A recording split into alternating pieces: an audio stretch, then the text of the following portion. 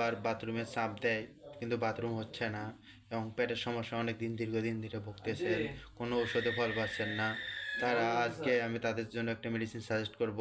যাদের আইবিএসের সমস্যা, বিশেষ করে যাদের বারবার বাথরুমে চাপ দেয় কিন্তু বাথরুম হচ্ছে না, এটা বিশেষ করে সমস্যাটা আইবিএসের কারণে এই সমস্যাটা হয়।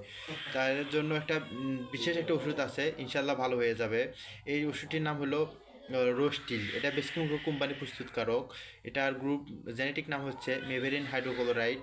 এটা আপনার দিনে 3 বার খাইতে হয়। খাইলে ইনশাল্লাহ অনেক ভালো ফলাফল পাওয়া যায়, বারবার আর বাথরুমে চাপ দিবে না। আর যদি আমাশা ভাব থাকে তাহলে তার সঙ্গে অ্যান্টিবায়োটিক হিসেবে যোগ দিতে হবে সিপ্রোসিন। 2 বেলা 7 দিন 14টা খাইতে হবে। আর রোস্টিল 3 বেলা আপনার 7 দিন খাবে, ইনশাল্লাহ অনেক ভালো রেজাল্ট চলে আসবে, বারবার বাথরুমের আর চাপ দিবে না, পেট পরিষ্কার হয়ে যাবে এবং অনেক আরোগ্য লাভ করবে ইনশাল্লাহ। সবাই ভালো থাকবেন।